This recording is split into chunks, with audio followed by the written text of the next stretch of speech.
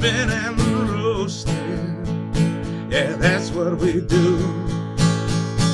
Set 'em up, knock 'em down, make that cherry glow. Whiskey and cigars, the gentleman's cologne. Cheers, y'all.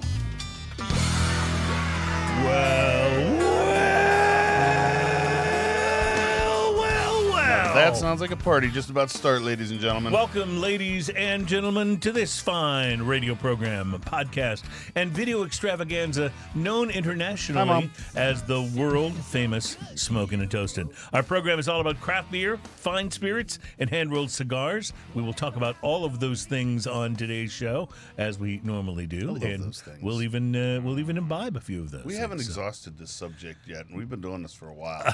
Which just goes to show you, the more you drink, the more there is to talk about. That's right. And that's the way we like it here. It's show number 437, and just trying to, I'm a little slow with the math. Can you help me with this?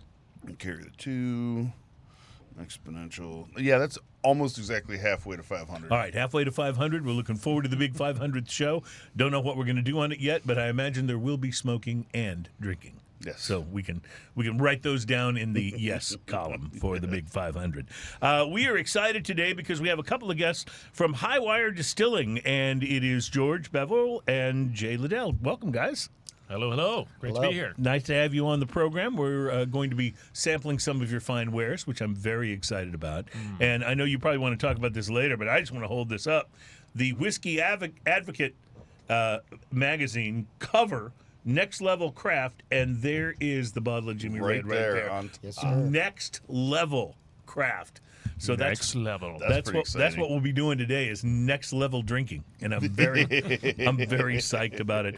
So we're going to be sampling some of your products and talking about them, and we'll be doing some of the things we normally do here on the show. That will include tasting some beers. I hope you guys are up for a little beer tasting with us. Absolutely. All right. From New Magnolia Brewing Company, right here in our hometown of Houston, Texas, we'll be trying their Ennio Pils. It's an Italian-style Pilsner. And from Bozeman, Montana, and Mountains Walking Brewing Company, which sounds Mountains Walking. vaguely Native American, doesn't I like the Ennio Pils. I have a little tie-in to that I'll talk about later. All right, good. From Mountains Walking Brewing Company in Bozeman, Montana, we'll be trying their hazy IPA called Grazing Clouds. It all sounds very mystic and something like what do they call those things where you go into the teepee for days and they have all the heat and the smoke? What do you call those things? It's like the peace pipe. Sweat. It's like a something drink. I don't. Somebody will know and will comment in the show notes. Like a And finally, kind of thing. Yeah. It's it's where you find your spirit guide and all that stuff. Homer did it in the movie. Yeah, Remember Homer did it in the movie? Yeah, exactly. There's a name for it. It's just slipping my mind. Apparently, right now. Sting's a big advocate for this from time to time as well. Yeah. He also is into the tantric sex thing. I once read that he said he and his wife had sex for 9.5 hours, which makes him a better man than me. That's all I have to say. I love the Police, but when it comes to Sting, I can't remember any lyrics to his song, any of his solo songs, except for "If You Love Somebody." Well, that's it. That's all the lyrics I can remember. I remember there's a moon over Bourbon Street tonight. I got that one. But beyond that, it's all a little hazy. River North Brewing Company in Denver, Colorado will be the subject of our final beer today, and we'll be tasting their barrel-aged Imperial Porter called Dark Sorceress. That sounds awesome. Yeah, that does. So a few things we normally do here on the show. We will, of course, have in the second hour our segment, which is the oddly most popular segment of the program. It's a thing we call Drinking News. It's where we bring you a story that is sometimes, but not always, about drinking, but it's always best enjoyed if you've been drinking. We like to do a teaser headline to entice people to stay until the second hour of the show to or hear if you it. only get the first hour, then you can go online. Exactly. You can look us up on YouTube. That's right, because there are a couple of our radio affiliates, I understand, that are only able to clear the first hour of the show. So, find it online or at YouTube. And the teaser for today's Drinking News is, in my next life, I'm coming back as Captain James T. Kirk.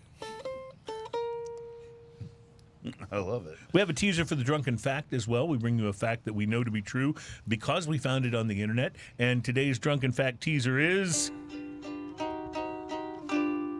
Okay, who clogged the toilet? And more importantly, what is wrong with you?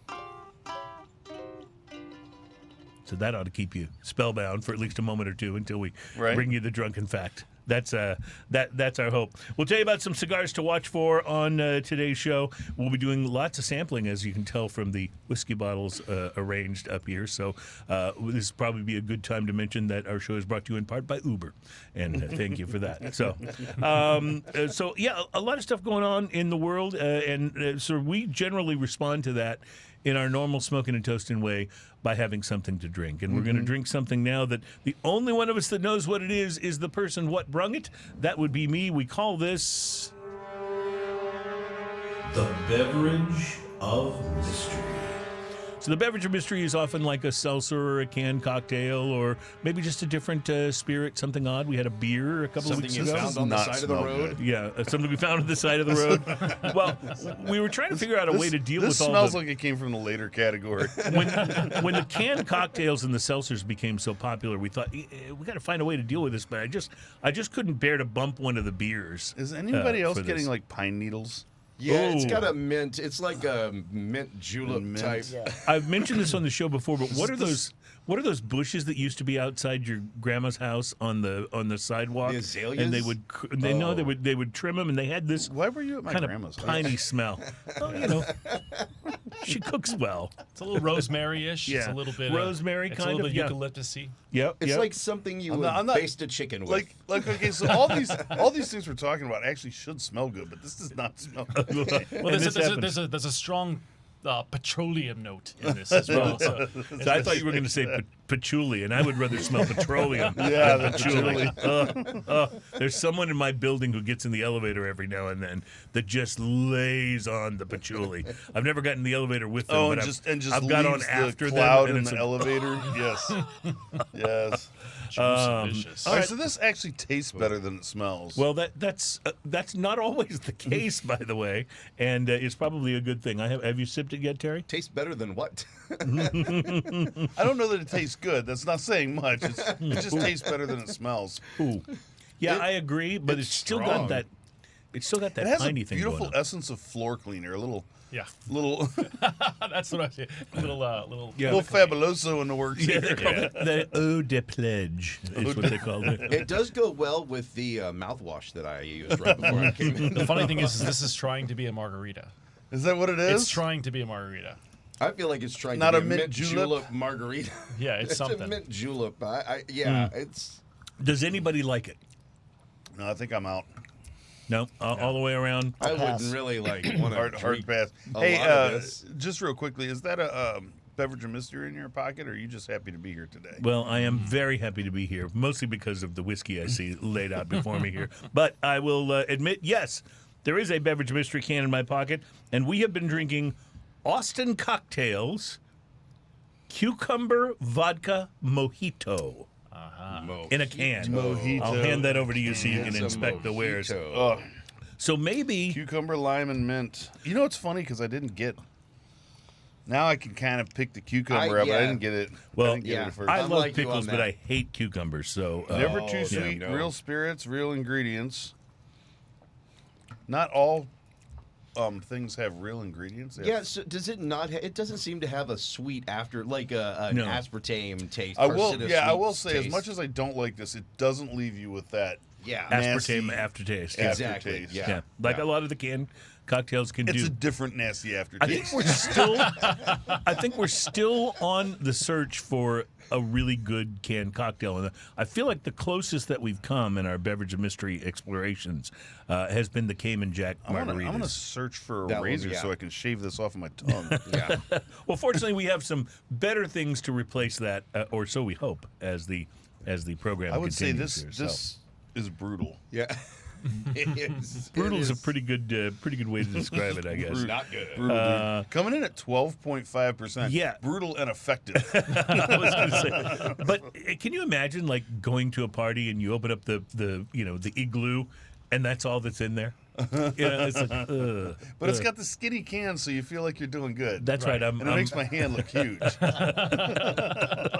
It's a pretty good pretty good thing. So, all right, I think we have just enough time left, Terry, to bring out today's drinking fact. So if you wouldn't okay, mind we're ready doing for our that, yes. doing our drinking fact intro, and I'll drink. All right. I'll And do that, too. now it's time for another smoking and toasting drunken fact. Oh, it didn't hit. There it is. There it is. So by way of explanation, we were doing drinking facts and we were trying to do odd facts about, alcohol and drinking, and we kind of ran out of those. And so we changed it to the drunken fact so it could just be any kind of fact. Perfect. And the whole reason we did so was because we wanted to be able to keep playing that fanfare. So it's just wonderfully awful is what it is. perfect. It is.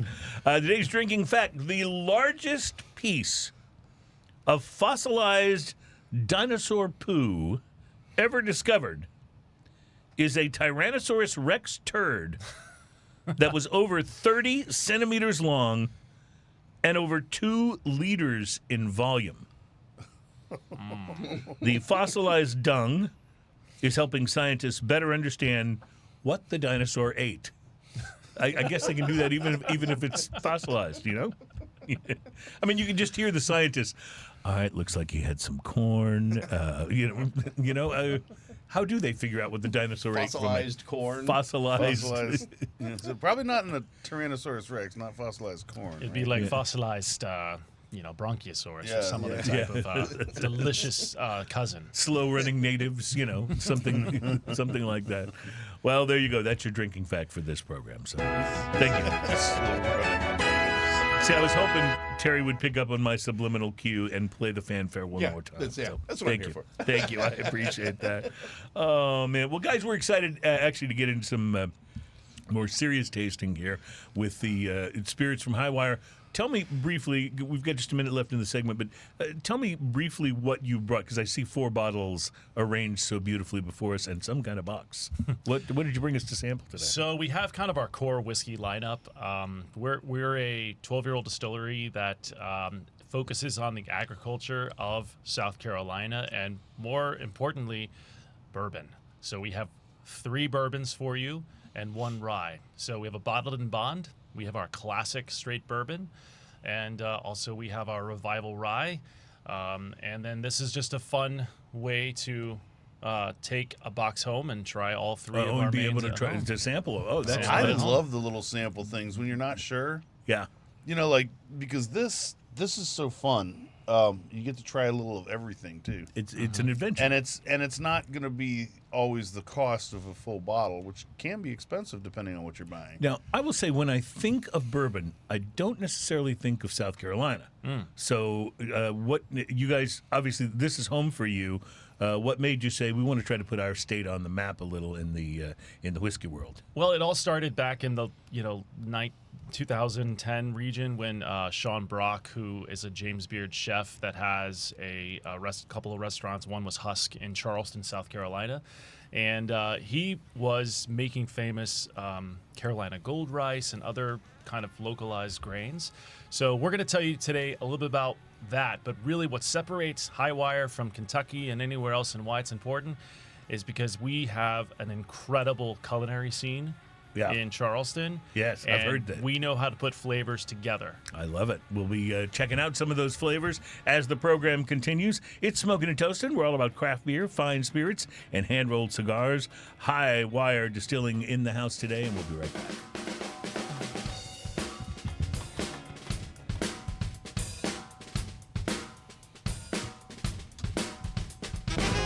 Welcome back. It's Smoking and Toasting. Our program is all about craft beer, fine spirits, and hand-rolled cigars. If you are just hearing us for the first time, welcome to the show, and you can interact with us by emailing us at snt@rfcmedia.com. SNT S, at RFC. letter S, letter N, letter T, at rfcmedia.com.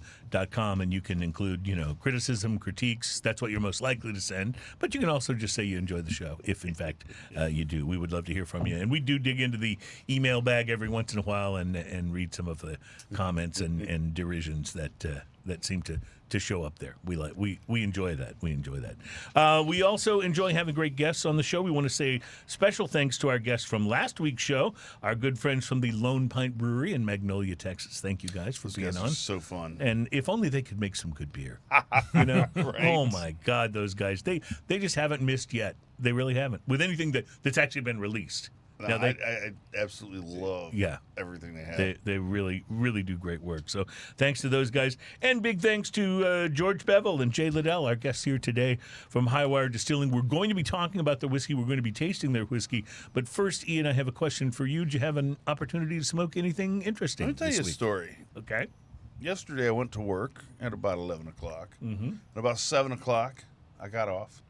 And I drove straight out to rehearsal in Montgomery, Texas. Mm-hmm. For the country band that I play in.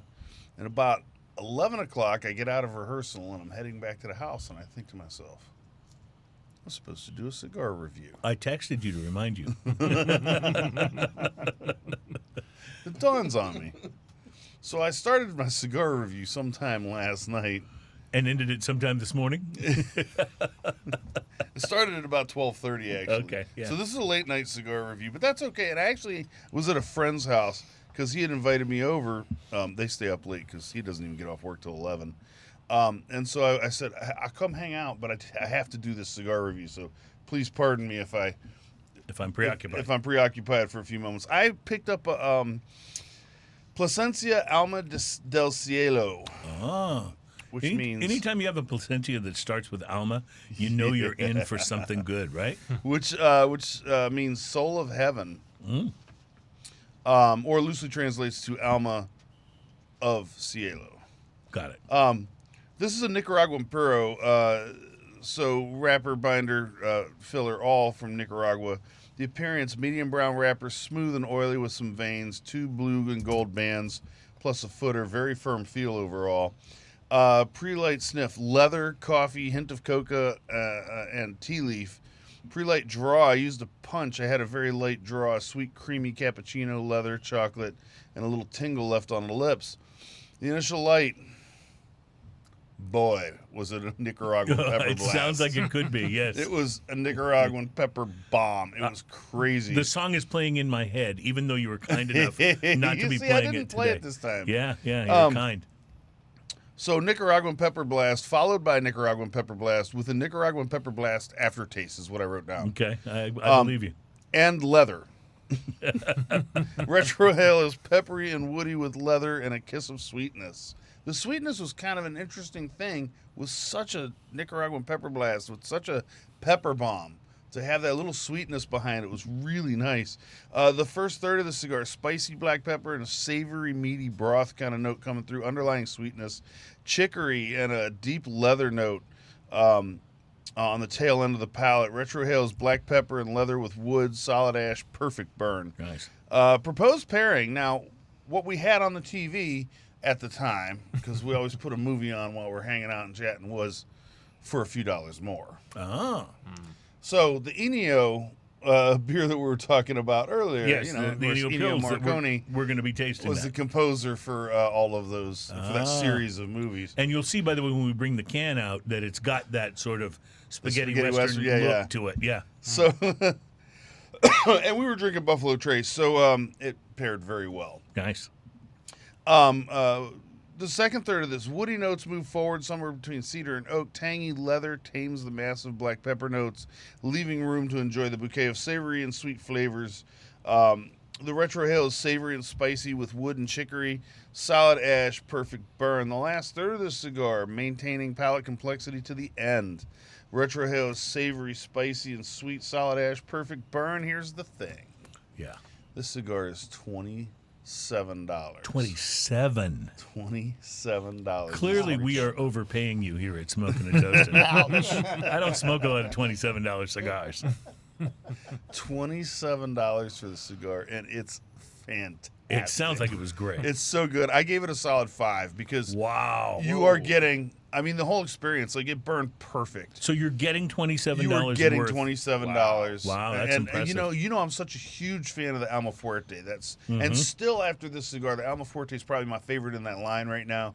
But this cigar was every bit of it. It was absolutely fantastic. It smoked perfect. The whole experience was awesome. We use, when we rate our cigars, we use what we call the price to quality scale. It's a 1 to 10 scale, but a 5 means that you got what you paid for.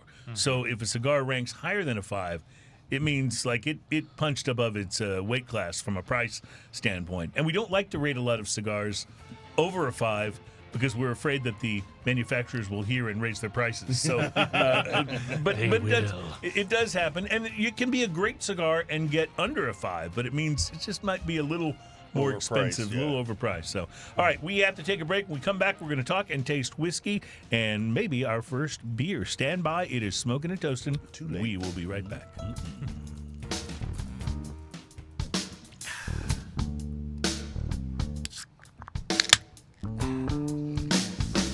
Juicy one.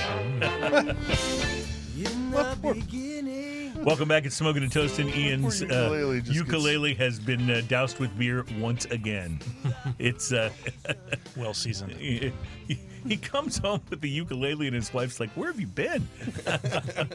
Your ukulele smells like a brewery." It's like after a world championship every time. That's right. Welcome back. It's Smoking and Toasting. Our show is all about craft beer, fine spirits, and hand-rolled cigars. And fine spirits are a big focus of today's program because we have George and Jay from Highwire Distilling. You guys are located in South Carolina. Is that right? Correct. Charleston, South Carolina.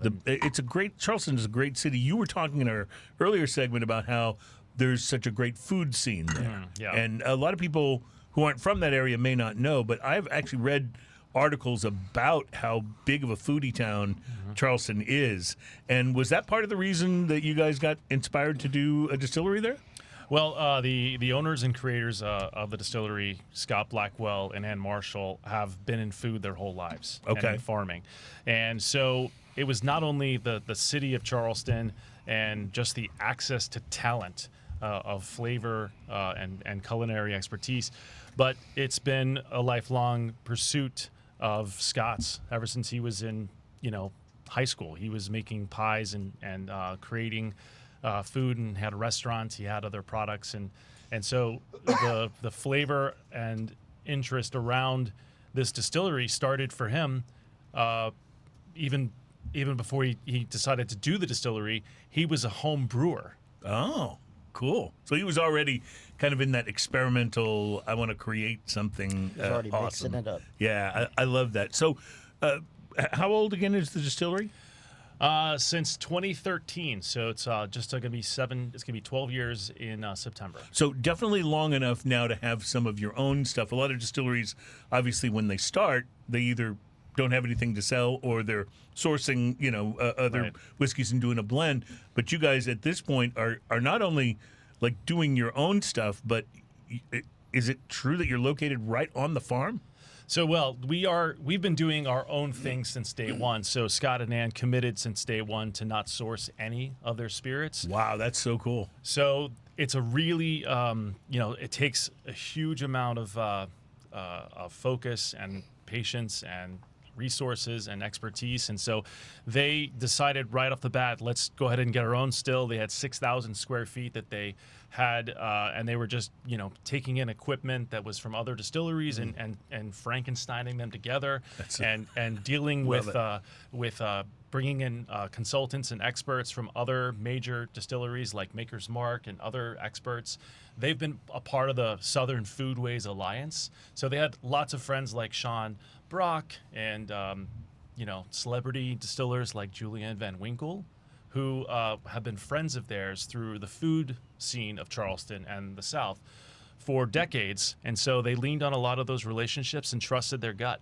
And the distillery is located in downtown Charleston, so it's not quite on the farm. Right. But all of our grains and all of our ingredients are sourced within 100 miles of Charleston. Wow, that's so cool. So that's it's really the thing you asked me earlier about what's South Carolina have to say about bourbon. Right.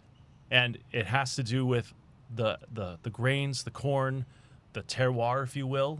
of the way that corn on the nose in this is so big. Yeah. So what you're telling me basically is what makes your whiskey unique and why it kind of puts you on the map.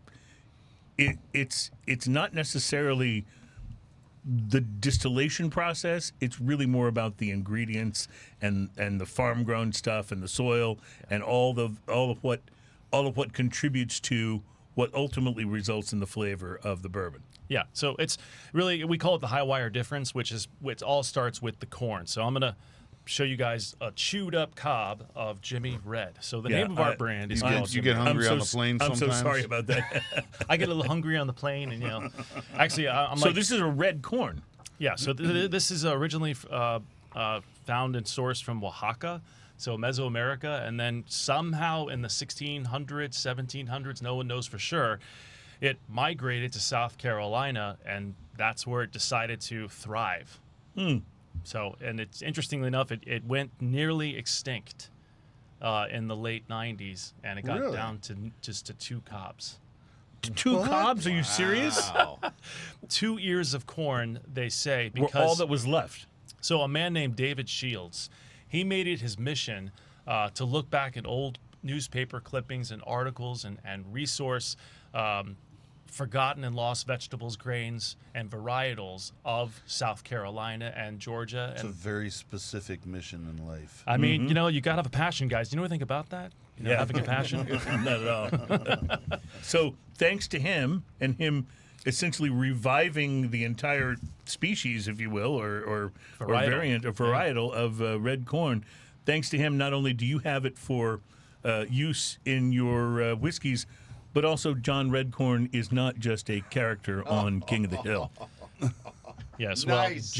Well, Nice. I don't know if anybody appreciated that, was but so Terry, great. but I That knew was I would get so him with great. that one. Yeah. I knew. That was so great. I just love when he would leave the house. She's not here right now. She's with John Redcorn. I just love when he would leave the house and it was coming back home and he'd be like, "Hi, John Redcorn," leaving the house after obviously spending the entire day with his wife. Yes. Love it. well, what's really fun about this corn, it's called Jimmy Red. It's the varietal actually has a high oil content, so that's what makes it taste so unique. So it does come all the way back down to flavor, and the red corn is actually something that's was named not after some grandpappy. Yeah, right. It was actually the farmer who helped to regrow it, Ted Tuning, just called it red corn for years. By the way, Jay, you're really good at this because a lot of people who come on the show as guests, when we start down a tangent road, they have no idea how to get things back to like their whiskey or their beer or whatever. And So they you don't you just steered it whistle into the right back. microphone? That's good. We haven't even tested him with a Nicolas Cage conversation. Well, it's coming. It's coming. Trust me, it's coming. Let me just say, there's a lot of corn on the nose with this, but I would say this is really kind of a distinctly different flavor to the bourbon. The nose on and this I'm thinking it's the corn. Is that what I'm picking up on? The nose on this is incredibly interesting because the corn is so forward, but it's also, while there's a little bit of sweetness on the nose, there's also a little savory bit that comes across as well. Right. Yeah. The interesting thing is that I get is a little bit of like little maple kind of graham kind of note to it that's there. But I mean, I think what's special besides the corn, which is extremely rare and special now, suffice it to say, due to High Wire and other people like Glenn Roberts of Anson Mills, we actually just grew about 1.3 million pounds of Jimmy Red corn last year. So we have 500 acres. We have 3 farm partners that we directly overpay to continue to grow Jimmy Red. In fact, Sometimes you have to do that, right? Hey, but you know what? That's part of getting that exactly what you're going for there. You know, one thing I found interesting in what you described when the distillery was first coming together, and even in the process afterwards, is a sort of a spirit of cooperation between distillers and people who kind of know the distilling business and may work for other, competitive brands. We'll put that in air quotes. We see that all the time in the cigar industry, where cigar makers, they work with each other, they champion each other's projects. Yeah. Is it like that in the whiskey business, or is it a little more cutthroat? It depends on the tier that you're talking about. If you're dealing with somebody who is stewarding a recipe from 80 years ago, it's very cutthroat and it's very proprietary. It's like Coke versus Pepsi. Right. But when you're talking about innovation and you're talking about the regionality of the distilleries from Oregon, Washington, South Carolina, Texas, Michigan, there's a lot more community cooperative and sort of cheerleading that happens. That's really cool, and we've noticed a bit of that too. But it's so prevalent in the cigar industry. It's good to see that it's something that's happening in whiskey as well. Well, it takes a while to get this stuff to be able to put in a bottle, so everyone sort of has a lot of Time to empathy. get to know each other. Everyone has a lot of empathy around this. There's a million stories about in the 70s, even in Heaven Hill, which is a huge distillery, where they would just kind of walk, from distillery to distillery and just sip each other's whiskeys while the sales were down in the tanks. When the whole industry was just fell off a cliff in the 70s and 80s. They were just sitting around just aging up barrels and just sipping each other's and talking about old times when the whiskey sales was strong. And lo and behold, it turned back around, didn't it? It sure did. It sure did. This, I just want to say, I haven't been clear about this. This is a very distinctive bourbon. It doesn't taste. It tastes. Let me say it this way: the flavor I find to be strikingly different from most other bourbons, but it is absolutely delicious. There's something about the way that red corn comes through that makes it savory while it's still got that bourbon sweetness to it, and it's a wonderful balance. It finishes with cinnamon and bubble gum. 100%. Which is more like what you so expect big. from a traditional bourbon, but it opens with this big red corn that makes it different, but it works so well together. That's the thing that's wonderful about it. The other thing is it leaves my mouth watering. It's an interesting thing because not all whiskeys will do that. Right. But it leaves my mouth just watering. We call that the Doritos effect, which is, wow, that was interesting. Can I have some more? That's wasn't Jay Leno always used to say, eat all you want, we'll make more? It's Right. It's kind of the way that you could almost use that as the slogan for this. Drink all you want, we'll make more. This is so interesting, too. Like, the initial sip of this has almost no heat whatsoever. And then there's this whiskey hug that comes back and lingers and just leaves that cinnamon kind of deliciousness hanging around. It's amazing to be as corn forward as it is. It's amazingly smooth, and I know some distillers don't like the word smooth. That's almost like a negative. But what I mean is that it goes down easy, and the whiskey hug is something you look forward to, as opposed to something that kind of comes back and gives you a little unwanted PDA. You know what I mean? It's know what I welcome. mean. It's welcome, and I think that's. And this is your sort of core line, correct? Yeah, this is what we call our classic. So this is the Jimmy Red Straight Bourbon, 95 proof. The thing that you were talking about, Ian, about the cinnamon and that little bubble gum at the end, we actually had Clemson University's agriculture department do some research on this corn before we even really understood what the distillation properties were. And they identified a scientific term. Ready, everybody? Scientific Okay, here we term. go. Scientific term. Dun, dun, dun, dun. It's hold on. Let's put a stinger to it. You ready? Yeah, ready? Scientific term. It's called cinnamaic acid. Cinnamaic acid. Cinnamaic? Cinnamaic acid. Cinnamaic acid. Yeah, Okay. so this is a derivative of cinnamon. So this is Sounds what's like it, yeah. This is what's actually inside just Jimmy Red corn, not all red corns, but just in Jimmy Red corn. Just this particular strain. A high property of cinnamaic acid, which gives you that cinnamon spice at the end. And as you well know, with most bourbons in the grain bill or the mash bill, oftentimes people will add rye to provide that spice and that whiskey hug. Well, Jimmy Red and Mother Nature provided all of that in that corn right there. So there is nothing in this mash bill besides Jimmy Red corn. So this is a bourbon made exclusively of Jimmy Red corn. Now, you've brought a rye with you that we're going to taste in a little while. Yes, sir. So does the spice from this compound with the rye? Are we looking Which is at generally a big, spicier. Yeah, are we looking at a big rye here? Actually, no. It's another trickster of high wires that we actually have a softer style rye that actually another varietal of rye that's not typically used for rye whiskey. It's called a Bruzzi, and it's a little bit sweeter.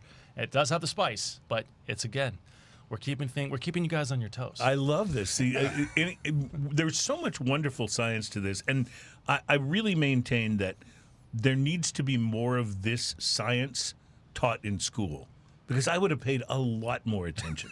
You know, and you know, I always talk about, you know, how I'm still so mad at my guidance counselor because she didn't tell me that a lot of these kind of jobs were available. You know, she was just like, you know, yeah, you can be a fireman, you can be a librarian, you can be, it's like, wait a minute, I want to learn how to be a master distiller. That's what I want to do. I want to blend tobacco for cigars. I want to, you know, but no, they don't tell you about any of that stuff. But there's a lot of science, and obviously from what you're telling me, and a lot of art also, a lot of crafting that goes into this. And I love when science and art come together and create something as delicious as what we just tasted, because that's outstanding. And that is just that's the core bourbon. part of your line, the straight bourbon. We're also going to be tasting a rye, and then tell me, we've got about a minute left here. What Jimmy Red? What is that?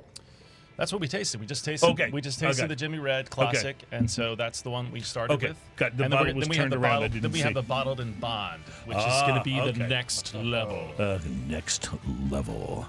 We need a next level sounder, because that's what next level craft whiskey is. That's so awesome. Talking I love about that right there. You gotta love that. And there's you were showing me there's like photos in there of your distillery and the barrels, and there's all kinds of cool stuff. So grab that issue. Wow, that's just beautiful. See, I never wanted to be a farmer when I was in school. Now I do. I want to be a farmer.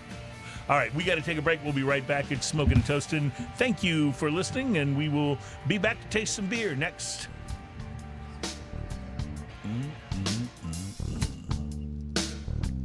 Who is the bass player there? What's that now? Nice. Very nicely done. Welcome back. It's Smoking and Toasting. Our show is all about craft beer, fine spirits, and hand-rolled cigars.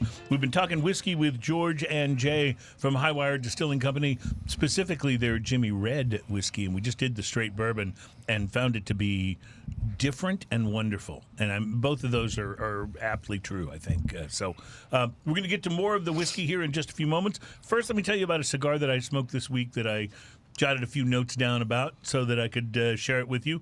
It was the Magnolia Emissary España Robusto, which is easy for me to say. Almost grabbed that cigar. Well, Magnolia was one.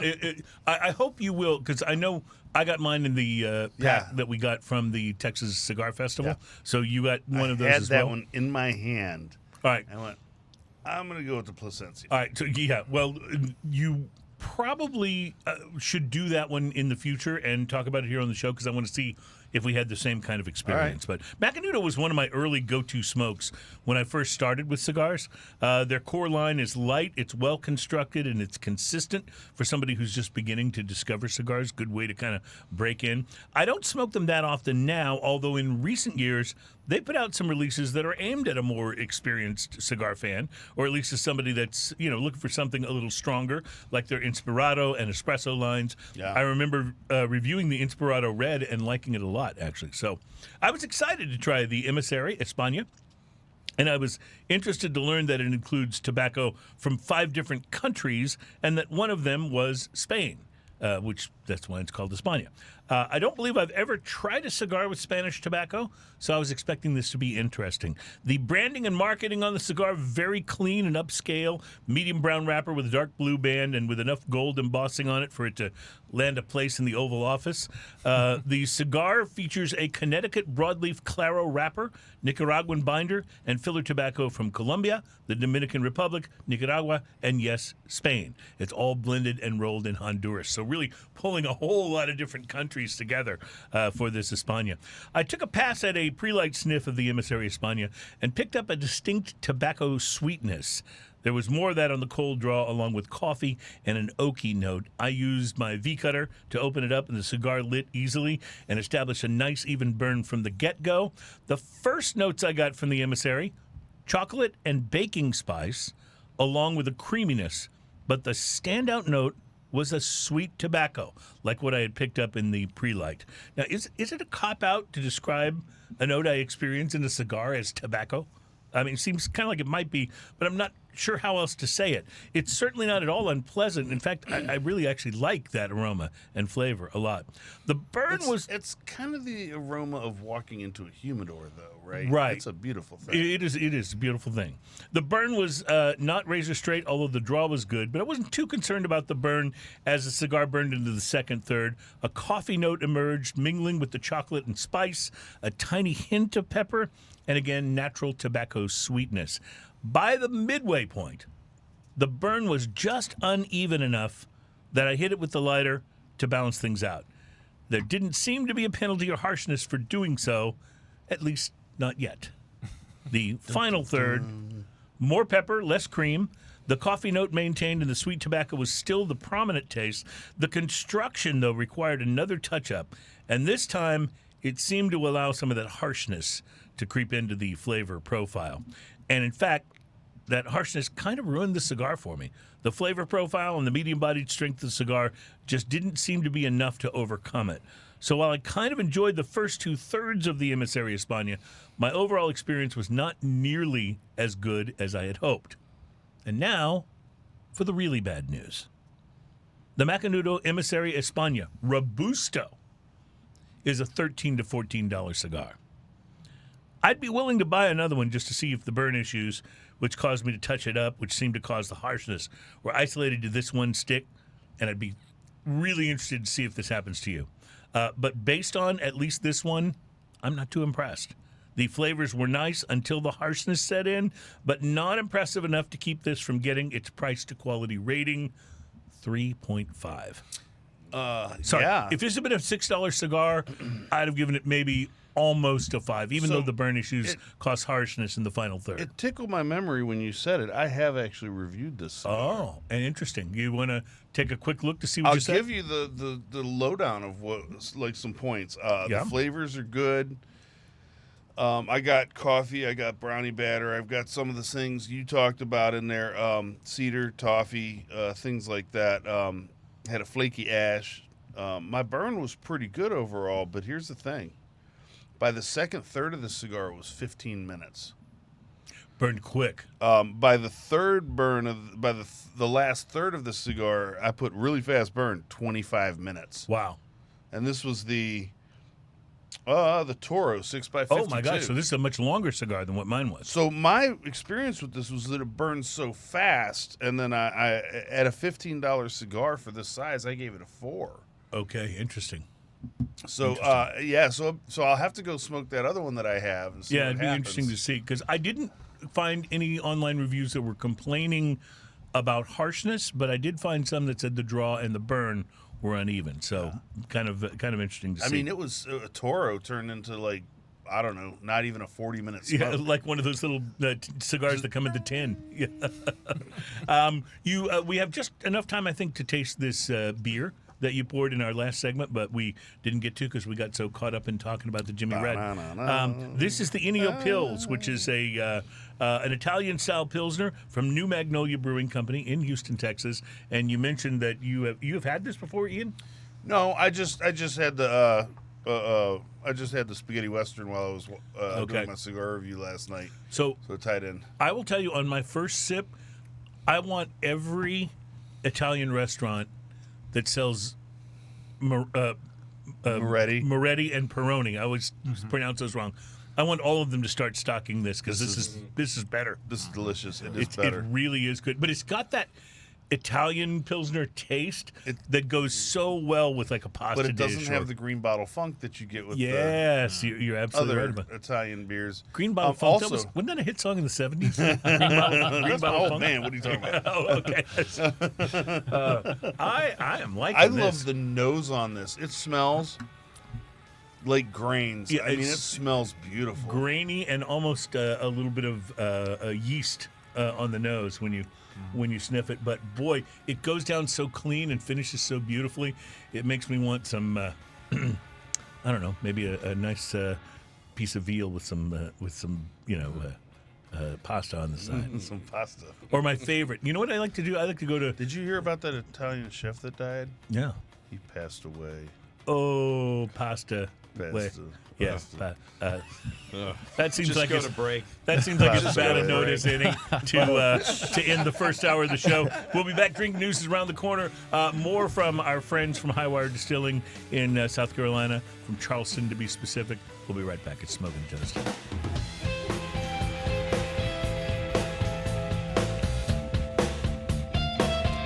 Love the guitar tone on that. Welcome back. It's Smoking and Toasting. Hour 2 of the show is underway, and we are all about craft beer, fine spirits, and hand-rolled cigars. Our guests in the studio today, George Beville and Jay Liddell from what I'm discovering is my absolute favorite distillery in South Carolina. But I can say that not only jokingly, but these guys deserve every bit of the recognition that they're getting. And I guess the latest recognition, we talked about this in the last hour, is they're on the cover of Whiskey Advocate magazine, the current issue, which is out, which has a big article, cover story article on next level craft whiskey, and they show 7 whiskeys on the front. Your Jimmy Red is one of them. My question for you before we get into the bottled and bond is, has this had any impact on sales yet that you can see getting this kind of recognition? Because we know with Cigar Aficionado, when they put out their, cigars of the year 25s, list, yeah. boy, if you're at or near the top of that thing, you see a big spike in sales. Yeah, it's been exciting. We've gotten a lot of online sales have bounced up a bit. We've increased our distribution in some major retailers in the last 45 days or so. So, and plus, we just finished up Father's Day, so it's been a lot of opportunities to give the gift of whiskey to your dear old dad or yourself. I love that. So I like to love- give whiskey to my dad because he doesn't drink. So then there's It's the something gift that Oh, I keeps see giving you back have to some you. of my favorite something here. in his. Yeah, it's like when Fred Flintstone gave Wilma a bowling ball for Yes. anniversary. Oh, yes. Yeah. That was a good one. Yeah. So- yeah. I love articles like this are so handy for the consumer too, because you see something like that. And what does a bottle of the classic go for? So it's anywhere between $55 and $60 Right. a bottle. So at this price point, which is a fine price point for whiskey, but sometimes going into something completely not knowing what it is. Right. It was a little tough, but you see an article like that, and it's already a recommendation going, hey, this is going to be at least this good. Well, it's one of the reasons that we enjoy doing this show is to help people, like give them some kind of an insight into, okay, we're going to try some bottles. Some of these may be in that zone where you're not going to just feel good about buying it sight unseen, but if you've heard somebody talk about it, Right. hey, here are the flavors we got. We really liked it. It's maybe comparable to this or that. That can help you know, okay, I'm willing to plunk down $50 or more on a bottle of whiskey. And Ian's right at it. $50 is kind of like my point of demarcation where it's like, I need to know something about this. I need to have heard of it. I need to have heard somebody talk about it or read something about it in a magazine or something before I feel completely comfortable with putting the money down. Or just a celebrity that I like. Well, yeah. If it's The Rock, bring it on. Because nobody. I mean, how charismatic is that guy? I mean, come on. Nobody knows spirits like The Rock. But And he does that chest muscle thing. yeah, I know. It's like, how can you not buy his tequila or whatever it is he has? But it's named Jimmy, so you have to get like Jimmy Walker. Yeah, well, and this is named Jimmy Red, so I'd much rather talk about this here. Yeah. Oh, I see what you're saying. If they got a celebrity, Dynamite! yeah, you could get Jimmy This Walker. stuff is dynamite!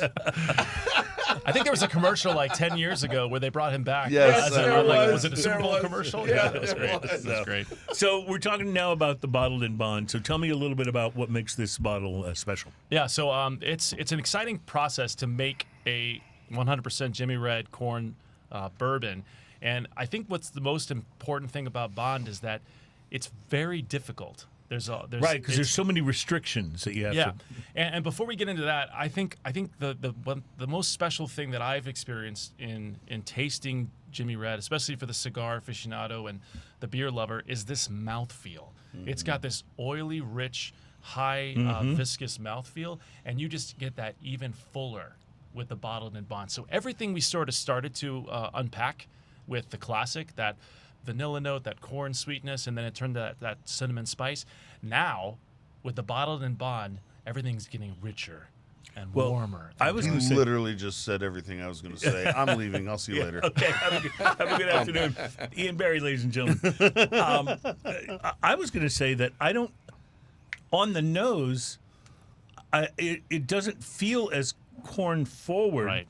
as It's the straight sweeter on the bourbon. nose. But I think it's not that the corn isn't there, it's that I'm picking up some of those other notes Yep. a little more abundantly. Like I'm getting the vanilla, I'm getting the maybe even a little of that bubble gum that we talked about on the finish of the last There's one. also an addition of wood here that none of us talked about wood on the classic, and I didn't really notice it as a major part of the actual flavor. This right here, the wood actually, I think, has I get what you're saying there. Yeah. And I will has continue.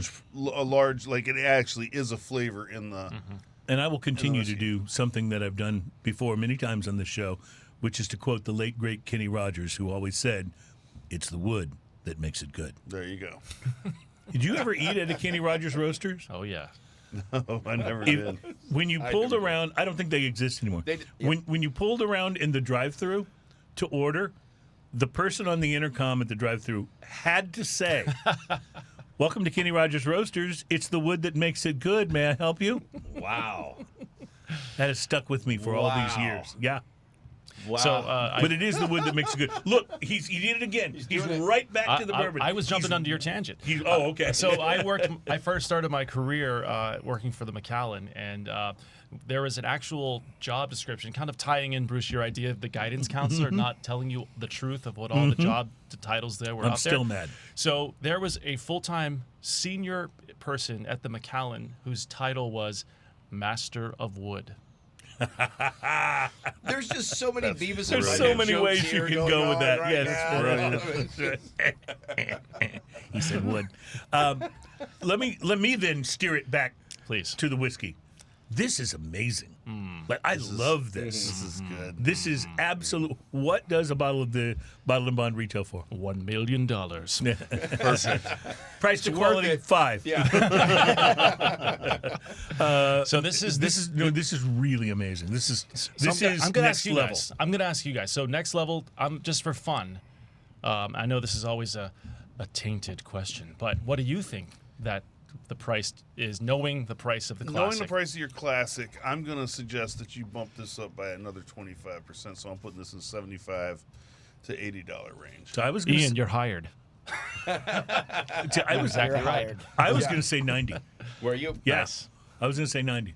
You're exactly right, Ian. It's we have. I mean, if you go to New York City, my friend, you will pay $90 because that's New York City. That's There's- what you pay. That's Wow. what you pay. That's also what you pay for a Diet Coke And a cab. in Yeah. New York City. So, Exactly. yeah. If you find yourself in South Carolina and in Texas and in other markets, you'll find it for $75 to $80 a bottle. That's fantastic. This is delicious. You want to talk about a something on a price to quality scale that really does hit its mark in terms of what it's selling for. That's impressive because and again, pay no attention to me, but you could sell this for more, I think.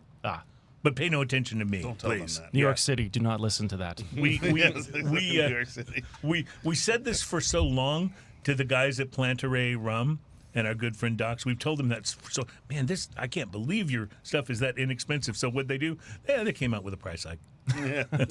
I think everybody has, but Yeah, you know, I know. Yeah, can't really blame them. Even but- Oliva No. had a price hike recently. Yeah, seriously though, this is wonderful. Like if you just had some people over and said, "I'm going to bring out a special bottle," and poured them this, nobody would go, "Well, I thought you were doing something special. This is just ordinary bourbon." This really is a next level, like it says on Whiskey Advocate, a next level craft spirit. Thank you. It's Wonderful. I think there's two things else that really separate the whole high wire experience, where it's hard to compare it to other things because nobody is really committed to Jimmy Red varietal growth like we have.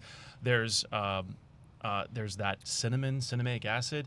There's the high oil content. I do love how oily There's it a is. slightly leather note in the back end of the palate on this. It's really nice too. But you do pick up a little of the wood on the finish as well. So about 6 years ago, Scott and Ann they also have friends in the wine industry over in California, and their winemaker friends told them, what kind of barrels are you actually using? Of course, they're using 53-gallon full barrels, but they were buying the kiln dried barrels up until 6 years ago, and the winemaker friends were like, we spend more money to have the air dried or the air cured staves because it's less manipulative of the wood, so you have more natural process. It's a more natural process, and it's more porous. So think about the wood grain having more interaction with the spirit. Right, It's not burned and then seized up. That's what happens when it gets kiln dry. And so about 6 years ago, while it's more expensive, Highwire committed to purchasing 3 and 2-year-old air-dried staves before the coopering process, and then had it charred to 3. Because again, if you have a char 4, you get so much vanilla. And we're trying to really bring forth the flavors that the corn provides. So think about Highwire as a chef-driven distillery, because we're trying to bring out the flavors of the ingredients and not trying to hide and manipulate them and trying to, just make them vanilla and oaky. So Wow. I think that you've just got to be commended on that. As much as I love vanilla and oak notes, you've got to be commended for the balance in this. Where did the name Highwire come from? So Scott and Ann, they had a business before they went into distillation called Immaculate Baking Company, so natural organic food manufacturing company. And he's just been a lifelong entrepreneur, so they loved the whole vaudevillian sort of circus kind of experience. And also, they decided that they were not going to take hedge fund money, venture capital money.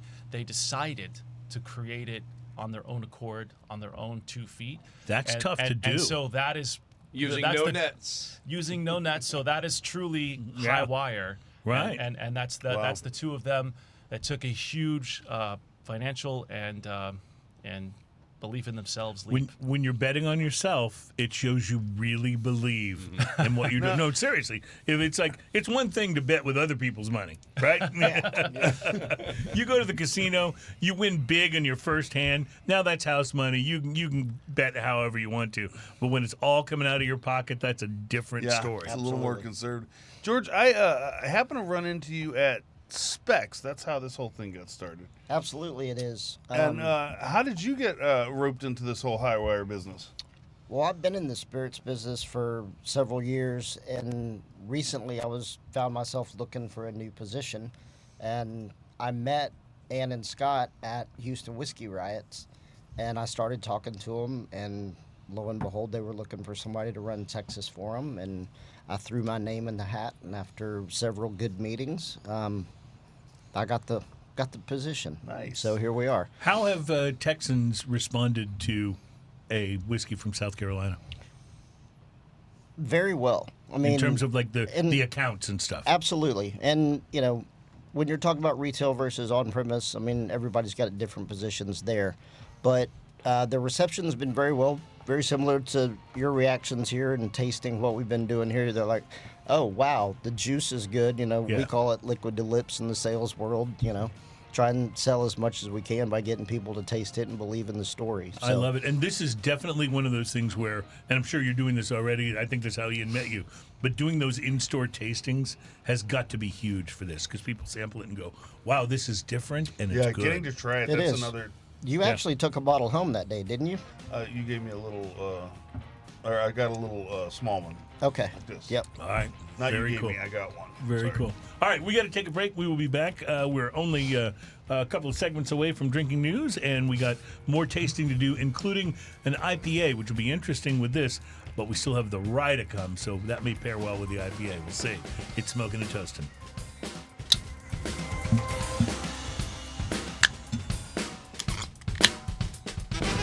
Welcome back. It is Smoking and Toasting. You're hearing a lot of thumping, which is us moving cups and Glencairns around on the tabletop here, but that's because we are having a great show today with Highwire Whiskey. And I also mentioned that we were going to talk about bucket list brewery tours It was on the title of the show. I don't know if we're going to make it to that or not. We'll see. I'm going to do my best because right now we need to try some IPA. Ian is pouring this, and we're going to pass it around. This is from a brewery from Bozeman, Montana. Now, there's not a lot in Bozeman, Montana that is not bovine in nature, but they do have a really cool brewery called Mountains Walking, and it is a brewery that has put out an IPA called Grazing Clouds that got huge reviews, so I thought we would try it on the program I would like today. to point out, too, that as soon as I started pouring the IPA, George over here started pouring the rye, and the rye and IPA. All right, so we're going to really continue to talk about the rye in the next segment, but we may have to start talking about it now because, as we've established on the show, IPAs don't go. I love IPA. I'm the IPA guy. Ian, not so much, but I'm the IPA guy. And I love them, but often I'm drinking them in isolation because they often don't go with cigars and they often don't go with other spirits. But rye, They go well. they go well. Rye with is the exception. So let's see what we've got here. This is Grazing Clouds. It's a hazy IPA from Mountains Walking Brewing Company. Ian, I know you sampled early. Your thoughts? It's divine. It's wonderful on the nose. I haven't tasted it It is yet, but it's wonderful. absolutely divine. This is an amazing example of an incredibly balanced hazy. Boy, you're not kidding. I mean, I don't know of another hazy that has hit me like this. Well, I love Ghost in the Machine, but it's a very different kind of I didn't even think finish. of that in the same kind of IPA class. That's a very different IPA. This is much lighter in body and texture. I don't know about the The about balance the ABV. on this is unbelievable. What is the ABV on this?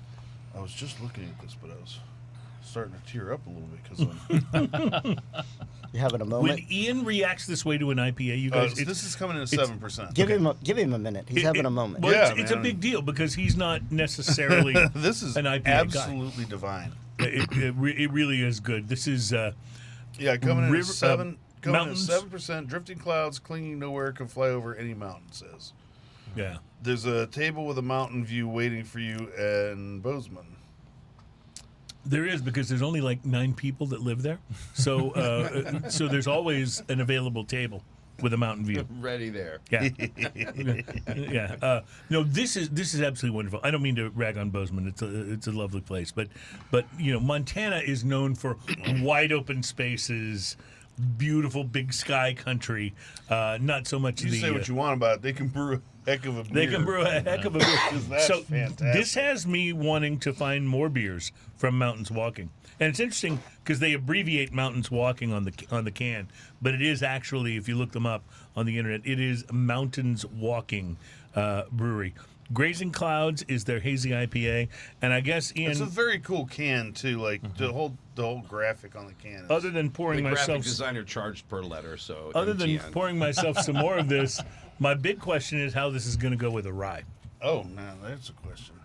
So we have a little. This is the Jimmy Red Rye It's actually called Revival. Revival Because Yeah. this I is- can't see the bottle, so I Yeah, no apologize. problem. This is so Revival. Ah. It's called New Southern Revival to kind of go along with what we talked about in the last segment about how the Charleston culinary scene came together Right. to revitalize these lost grains, and one of those lost grains or unused grains is called a Abruzzi rye. I noticed you actually put that on the bottle. Yeah, Abruzzi absolutely. Rye. Yeah. Yeah, it's right up front on the bottle.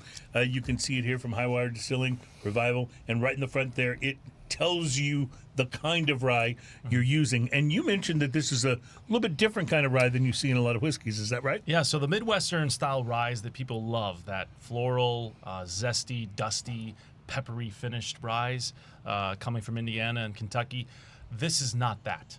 This is not in that same style. This rye, Terry, what are you pointing at? I'm sorry. Oh, you didn't get any of the rye? Oh. well, let's make pour sure the we. man some. I'm sorry, Terry. We had frantic gesturing from behind the board. I thought he was going to ask for a raise there for a moment. I was like, oh wait, something has broken down. We have a computer that's on the fritz. No, Terry needed some more rye. Thank you. Thank you. I'm sorry. Go back to what you were saying. I was saying this rye from Highwire, the Revival is 100% in the mash bill rye. So a lot of times you'll find 95% 5% rye and 5% barley, sort of to start the fermentation process. But this is, again, in line with that whole idea from Highwire of single heirloom grain mash bills. I got a couple So- things to say. Yeah. So first off, holy cow, this bottle is heavy. It's a self-defense Ian, mechanism. you may not be used to this, but some bottles still have a lot of whiskey in them. So there is that. Yeah. I just want to say I find this to be one of the gentler. Yes. This Rise is that I've so ever tasted. soft. Yes. Yeah. Yeah. In a good way. Yes, it's so soft yet spicy at the same time. It's an incredibly strange line to walk on a rye. I would just say this: if you're someone who has not been able to develop a taste for rye, this would be a good introductory rye for you because it doesn't beat you over the head with its spiciness, but it's still there in a wonderful, subtle way, especially on the finish. Yeah. I love it. I know the music is coming to tell us we're almost at the end of the segment, but I want to go back to the IPA real quick. Oh, yeah, that works. Don't forget the color. It's a bright yellow color, too. Right, yellow color. Oh, I'm enjoying that's This really is- good in one direction. This is We'll see wonderful. how All it right. is in the other. We'll talk about this more when we come back, but we will be hampered by the fact that drinking news is next. This is Smoking and Toasted.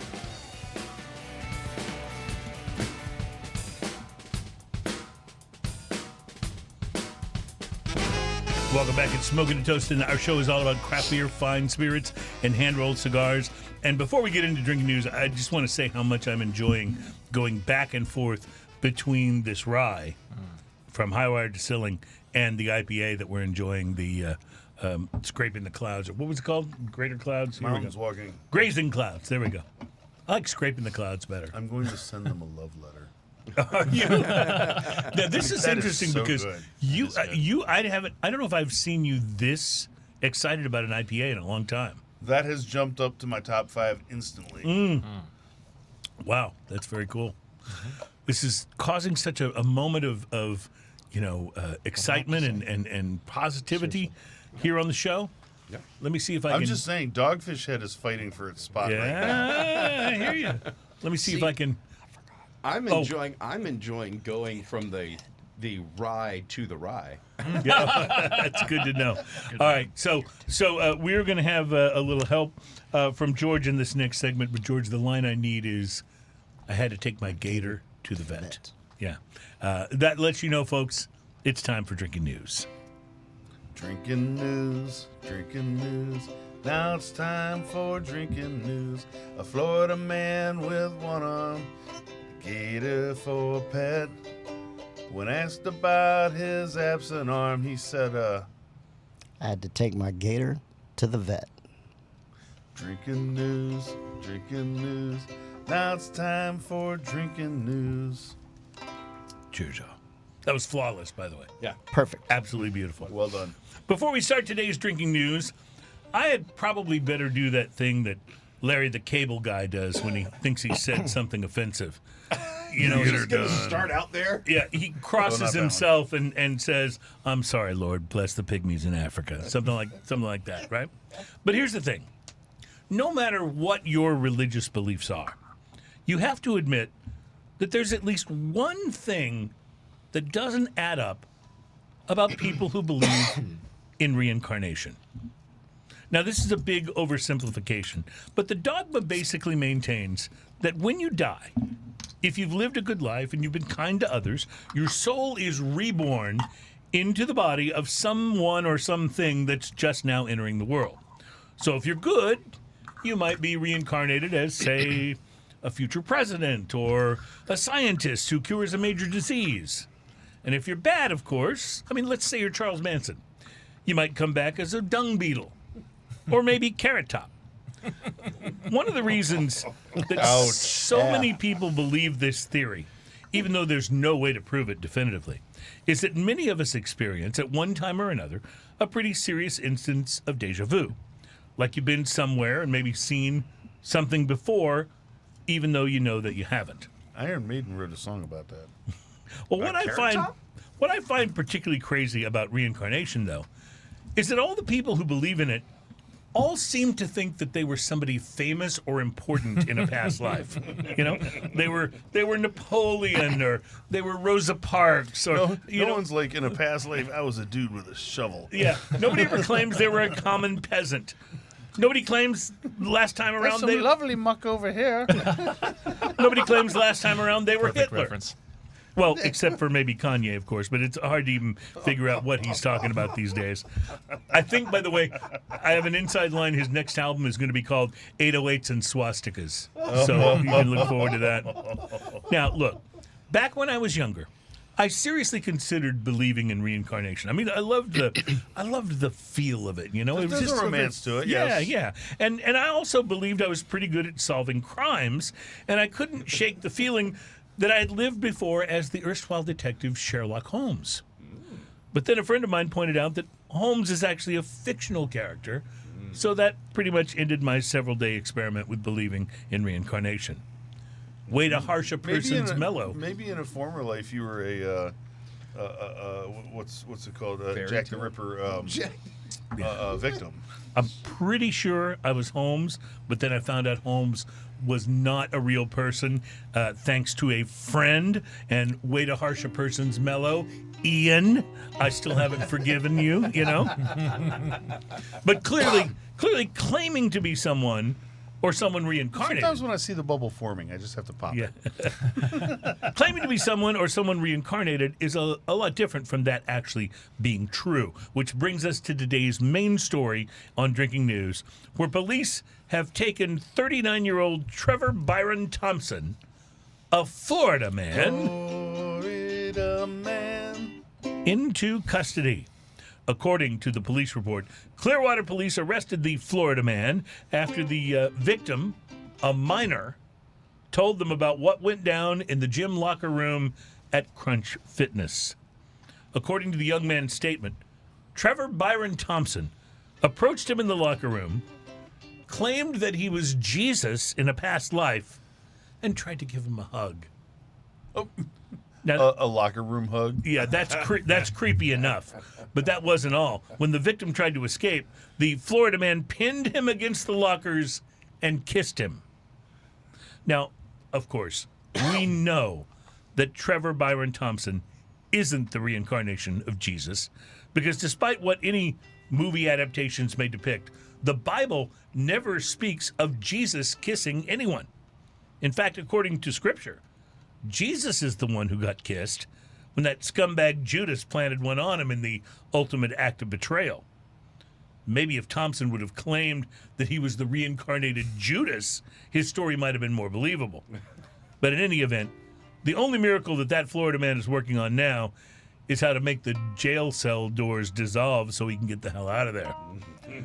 But not only are there a number of reincarnation believers who claim to have been Jesus, and they all can't be right? Can they? There are some people who actually claim to be Jesus here and now today. And I suppose that at least one of them could be. I mean, after all, Elvis is supposedly alive and working at a gas station in Mississippi, so why can't Jesus still be walking around after all these years? I thought he was running a roller coaster in Ohio. I mean, who knows? Maybe you have entertained Come thought. up with better stories. If you were Elvis and you did that, you'd be on an island and Yeah. you wouldn't be working doing Yeah. anything. 20,000 Anybody see Bubba Hotep? 20,000 petrol fans can't be wrong. I mean, who knows? Maybe even you have entertained thoughts that you might be Jesus. Maybe you've got realistic visions of heaven that have led you to believe that you're the Messiah. Maybe you're just good at carpentry. But if you are actually Jesus, there may be some telltale signs of your divinity. And as we are so prone to do here on Drinking News, we've taken the liberty of pulling some of those signs together for you and compiling them into another one of our handy, but most likely sacrilegious, top 5 lists. And so, with apologies to my mother, to the new Pope, and to all of you, here are the top 5 signs, the top 5 ways to know that you might actually be Jesus. There's You know, in New Orleans on Sunday mornings, very close to a cathedral. Top 5 ways to know you might actually be Jesus. Number 5, every time you stub your toe or scrape your elbow, you exclaim at the top of your voice, "Me!" Number 4, you're forced to take showers instead of baths because every time you step into the tub, your feet just won't sink down into the water. Number 3, Just lay right on top of it. Number 3, you're beginning to suspect that your cheapskate friends only invite you to their parties so you can do that thing you do with casks of water. Number 2, you're sick to death of your wife and kids complaining, "Loaves and fishes again. Why can't we have pizza?" And the number 1 sign that you might actually be Jesus. Number 1, growing up, you were able to win every argument with Joseph just by saying, "Shut up. You're not even my real dad." Reporting live from Clearwater, where I'm wondering if Jesus gets a holy man discount on his gym membership at Crunch Fitness. My name is Cruz, and that, my friends, is your... Drinking news, drinking news. That's our time for drinking news. I'm sorry, Lord bless the pygmies in Africa. Cheers, y'all. I don't even know how to cross myself. I'm not Catholic, so I don't know. I don't know how to cross myself. Yeah. All right. I apologize. I Your did genuflection was sacrilegious. Just so you know, if you do that wrong, you're going to hell. That one I did. Pretty much figure I already had booked a one-way ticket, so... I saw the other day they did a Saturday Night Live skit. It was an old one. It was John Lovitz. He was playing Judas, and they expected him to bring the wine. And they said, "Judas, you brought a bunch of water." And he was like, "Yeah, I just figured Jesus could do that." See, there you go. But it was Jesus' birthday party, so they were pretty mad. Yeah, that's right. I totally understand. You know, there are people. I grew up in a very strict Baptist church, and there was no drinking, like no drinking allowed. And they had this theory that in the Bible, when it talks about people drinking wine, that was just grape juice. And I was able to debunk that as a high school student. Because in the parable in the Bible where it talks about Jesus changing the water to wine, Jesus changed the water to wine, and the wine was so good. He did the water to wine because he was at the wedding and they were running out of wine, right? So he changes the water to wine so there'll be more wine. Right. And people at the wedding remark, "Wow, usually when I'm at a wedding, people don't save the best wine for last. They wait until people have drunk the other wine and they're kind of tipsy, and then they can sneak in this not so good, not as high quality wine." Well, if that's the case, then wine in the Bible was in fact fermented, and your whole Baptist thing is blown up. Oops. I'm sorry, Lord. Bless the pygmies in Africa. See, I didn't know we were getting serious on that. Okay, just to lighten that up, I had a different experience. I went to Catholic school pretty much my whole life, and then I was at St. Thomas down the street, and I had to go take something over to the priest's residence one day, and I passed by their kitchen, and I realized how much alcohol was in the priest residency of St. Thomas High School. And then I realized that's not a bad religion that I'm in. Listen, if I was going to pick a religion today, it would be Greek Orthodox, because those brothers can drink. I'm just saying. You got to stand a long time at church for that, though. Speaking of drinking, Ian has poured us some of our final beer for the show today, and this one I'm very interested in because it's from River North. We've had River North beers on the show before, and they've been outstanding, so I have high expectations. This is their Dark Sorceress barrel-aged Imperial Porter. I see some of you have been doing some sampling, and I already prefer to call it research. I already see a thumbs up from George. What do you think about this? I like it. Very smooth. You can taste the aging in it. I like it. Oh yeah, you can pull the. It's like espresso for days. Yeah. Like a latte, dark almost like a and creamy bitter, latte. and also chocolate. Yeah. But bitter chocolate. Dark bitter coffee chocolate and very boozy. Very which I boozy. Like. Very which boozy. I like. It says a spellbinding barrel-aged porter. Now I often wonder what differentiates this from calling it a stout. Porter, so porter was actually brewed slightly lighter than stout. Mm-hmm. It's literally like a stout light is what it really translates to. However, when you take a porter and then you barrel age it like this, I don't know that there's that much difference other than this is where it started. This is absolutely ridiculously delicious. It is. Would you like to know what the ABV is on this? Yeah, tell me. I would. Do you want to guess? I'm going to guess 9. I'm going 7. I'm gonna go 11. 19. Whoa! In a porter? Needed to add a couple of those up. Wow. 0.2. I guessed 9, and I wasn't even And halfway it there. doesn't drink that boozy until No. you have a little belch and you go, oh, Yeah, that's pretty boozy. It is a little boozy, I will say. It's a little Yeah, boozy. but it doesn't drink, That's a you lot know, boozy. 19.2% boozy. No, it drinks wonderful is what it drinks. Wow. It's Uh, pretty it- delicious. it is bursting with flavor. That's what I love about it. Yeah. It's just bursting with flavor. There's chocolate. There's that deep sort of rich coffee, but it doesn't. A lot of porters go super heavy on the coffee, and this one the coffee's a little bit lighter. Well, and you get some of that chocolate. Coffee is a flavor result of, without actually adding coffee. Coffee is a flavor result of the roasting the malts. You know, you get that. You get those notes in certain malts. And porters are very susceptible, just like stouts. Porters are very susceptible to that because of the style of malt you use. Right. You can also add coffee, and of course it blends right in because that's a flavor that you get a lot of times. Sure. with. Yeah. But the vanilla in this is actually, I think, the star tying it together and keeps it just not bitter enough to be palatable, and it's fantastic. There's Try like it. this hazelnut quality to it. Yeah, that's there's- really there, like Nutella kind of esque. Yeah. I love. There's a chocolate hazelnut candy that comes in like a silver wrapper. I say it's candy. It's just like a chocolate covered hazelnut, and it's wonderful. And that's a little bit of what this reminds me. There's a wood astringency that happens on the aftertaste too that, like, really is a very drying effect on the palate. And I just want to mention, if you decide to go back to the rye, it's a pretty awesome journey.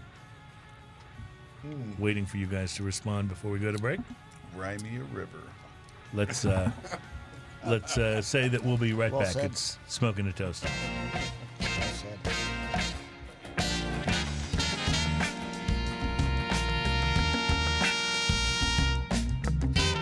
Welcome back. It's Smoking and Toasting. Our program is all about craft beer, fine spirits, and hand-rolled cigars. And I would just like to point out, in a way of sort of congratulating myself, that today's drinking news got an unusually good response.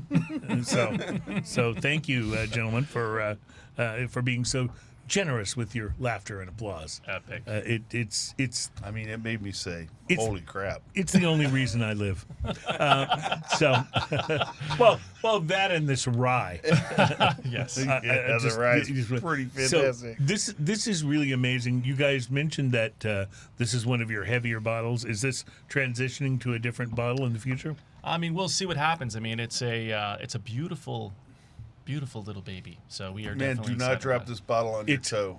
Its heaviness, though, kind of like underscores the importance It's a of little what comforting. remains inside. Yeah. It is a solid future. I do future love, tall. though, I love the shape of the Solid. bottle with the New Southern Revival look on it. Is very ties it together. Before we wrap up the show, and we'll come back and talk about this just a little more, but I want to do what I promised in the title of the show, which is tell you about brewery tours that should be on your bucket list if you're a craft beer fan. Bucket list And brewery this is based on an article from AmericanCraftBeer.com, which is a pretty cool website that you can check out. They list 5 essential ones, and I'm going to add one to this. Sierra Nevada Brewing in Chico, California. They say you gotta go. It's an exceptional brewery tour that delves into the history and craft of one of the pioneers in the American craft beer movement. In Milton, Delaware, Dogfish Head Craft Brewery, another one that makes their list of 5. And the cool thing about Dogfish Head, and you realize that one of our goals here on Smoking and Toasting is to find a way to get to Nicolas Cage in every episode. But Dogfish Head, on their grounds, has this weird sculpture treehouse thing that looks like the Nicolas Cage structure in Wicker Man that he climbs up. Yeah, so Google. I mean, Dogfish not the movie. Head. The movie was not awesome. No, you know, But Nicolas Cage is awesome. Yeah, Google Dogfish Head Brewery, and then click images, and you'll see what I'm talking about. It's actually really cool. I would go there just to look at that. New Belgium Brewing in Fort Collins, Colorado Yes. makes the list. And we love New Belgium. They're famous for Fat Tire as well as the Voodoo Ranger IPA line. 1554. And may I just say, congratulations to them, because they've gotten Voodoo Ranger into places that barely have any good beers at all. Voodoo Ranger is as solid an IPA as you're going to get. Yeah, it absolutely is. Sam Adams Brewery in Boston, Massachusetts is listed as one of their big 5, and Bell's Brewery rounding out the list in Kalamazoo, Michigan. Yes. All of these are great breweries, but these are listed as great brewery tours. Now, I don't know if they actually do a tour, but I want to add one more to this list from my personal experience, and that is the Guadalupe Brewing Company off of the Guadalupe River in New Braunfels, I'm gonna be there Texas. in 2 And weeks. Ian's going to be there. Boom! And I'm so excited for you to visit it because I was blown away. And I've been to a number of breweries, and they've all been wonderful. But this place really rocked me, not only with their amazing beers, but with just the whole vibe of the place. It's like in the middle of nowhere. Ambiance. And it's wonderful. It's just absolutely wonderful. So take lots of pictures, and maybe even you should do a segment while you're there. Just I may do that. get Tiffany to hold up the iPhone and or whatever phone you have. I know you're Not an iPhone. yeah, I know you're Not one. an iPhone. You're one of those guys. But you know, record the thing and taste some of the beers, because I brought a couple of beers back from there and they were incredible. And then when you went there for just a drive by, you brought beers back from there and I they were literally incredible. drove by. I had one beer. I bought a few beers and came Yeah. came back. And what east you brought back was incredible. So Yeah. these guys Those are on a porters were roll. amazing. Yeah, these guys are on a roll, and I would add them to your bucket list breweries for sure. If you're in South Carolina, you might want to visit a distillery. Absolutely. So Yeah. we are here and open. You guys have a tap room? We have a tap room. It's actually some of the best cocktails you'll ever taste. Ooh, I and, like that. You can actually taste some of our Jimmy Red cornbread. Ooh, I love this.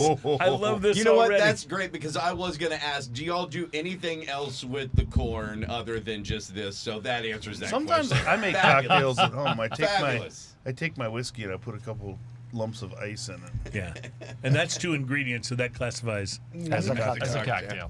absolutely. As my friend Roberto would say, H2O croutons. I like it. Yeah. Guys, your whiskeys are wonderful.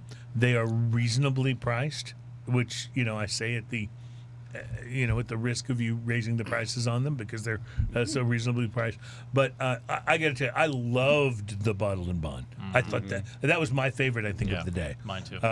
But this rye it's so different and unusual and so delicious. I feel like this rye, my wife, I can bring no rye home that doesn't belong to my wife. And I feel like your wife I'll be- says all your ryes are belong to us. Yes. Well, I've really enjoyed Rise over the. I didn't realize it as much until I started this show, and now that I have, and yeah, this is excellent. Terry I didn't think know it's there was excellent. liquor until he started this show. And that's why he's smiling every moment of his life. He's like, man, I had some Mad Dog 2020 before, but this stuff is good. But this stuff is good. That's Yeah, right. it's amazing. Like as you get into it, and as you kind of have a few whiskeys in your life, bourbons will always be kind of everyone's favorite. But then those that are a little more adventurous Right. find themselves loving So the journey of rye. there Yeah, are Rye is there really- are I want to say thousands of bourbons available today from people producing bourbons Oh, yeah. all over the United States. 7 of them made the cover of Whiskey Advocate's Next Level Craft issue, and one of them was your guys. That is Jimmy Red. brilliant. That is a huge, huge accomplishment, guys. Right. Yeah. This Jake is this so has hungry, Nicolas Cage vibes to me. There's something about this that just screams Nick Cage. I'll give you $20,000 for it. But no, seriously, congratulations on what you guys have achieved on putting South Carolina on the map, putting Charleston on the map for whiskey, and that's a big deal because obviously we hear about Kentucky, we hear about Tennessee, we've heard a lot about Texas whiskeys. Yes. But now to be able to stick your hand up and go, hey, don't forget us over here. because we're making some amazing juice. The beautiful thing is that nobody else can touch what we're doing, specifically why we're doing it. Yeah. And that's what whiskey's about, because we have a place because of this corn. Yeah. And we have a place because of our process, and we're not beholden to yesteryear's methodologies of sour mash and all the various grandpappy's recipes. Yeah, that- and that's well, the beauty of innovation. I noticed your bottles say sweet mash. Yeah, So I that's love it. a whole nother segment. could Well, be we'll on have you Zoom. guys back on the show. We have a and reason we can talk to have you about back. we can talk about it then. I thank you guys so much for showing up today and for bringing such delectable whiskey. This is we can't give it a more emphatic thumbs up. Sweet. It's absolutely wonderful. Thank you guys for joining us for the program. We will see you next week here on Smoking and Toasting. And until we meet again, I have two things to say. The first is, hi, John Redcorn. And the second is, cheers, y'all. Good evening, man.